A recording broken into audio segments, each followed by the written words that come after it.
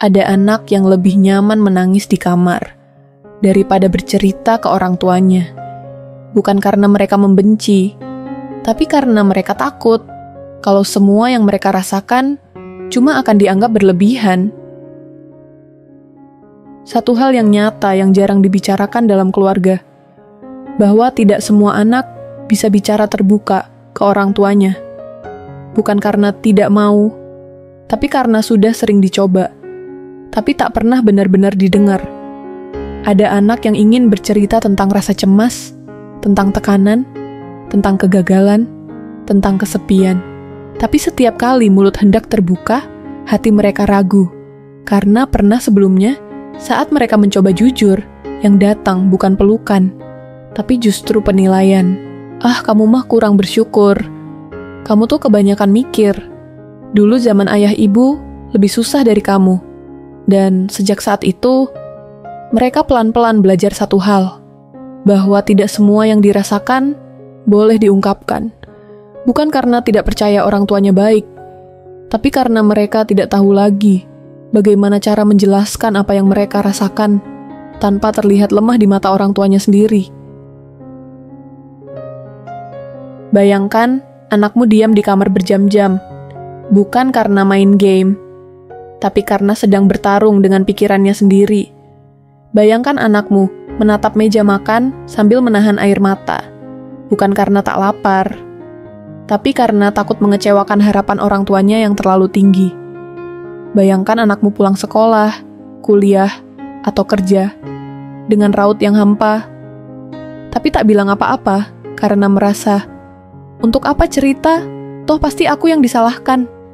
Sebagai orang tua, kita seringkali memaksa anak untuk terbuka, tapi lupa menyediakan ruang aman untuk mereka bercerita. Kita ingin anak jujur, tapi sering tak sadar. Setiap kejujuran mereka kita tanggapi dengan ceramah, perbandingan, atau bahkan rasa kecewa. Tanpa sadar, kita bukan membangun jembatan pengertian, tapi benteng ekspektasi.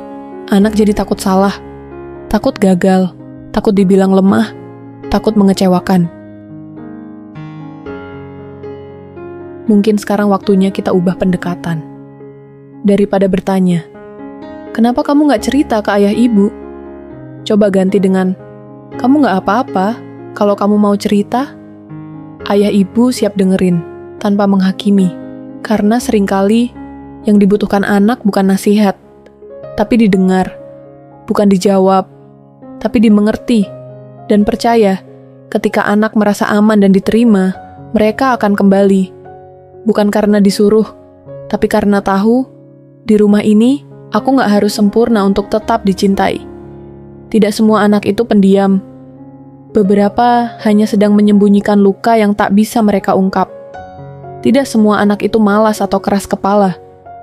Beberapa hanya merasa gagal menyesuaikan diri dengan standar yang terlalu tinggi. Dan tidak semua anak itu menjauh karena tak peduli. Mereka hanya belum menemukan cara untuk bilang, aku lelah, tapi aku masih butuh pelukanmu, meskipun aku gak tahu gimana caranya minta. Jangan tunggu anakmu benar-benar menjauh baru kamu sadar bahwa komunikasi itu bukan soal seberapa sering bertanya, tapi seberapa tulus kita mau mendengar tanpa menghakimi, dan menerima tanpa syarat. Bangun jembatan pengertian, bukan benteng ekspektasi.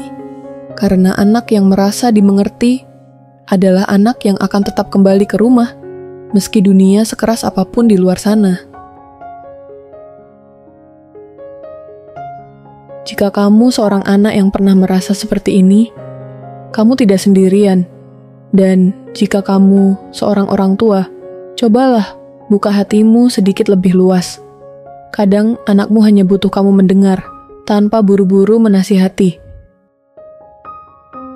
Silakan tulis di kolom komentar apa yang selama ini ingin kamu katakan ke orang tuamu, tapi belum pernah sempat terucap.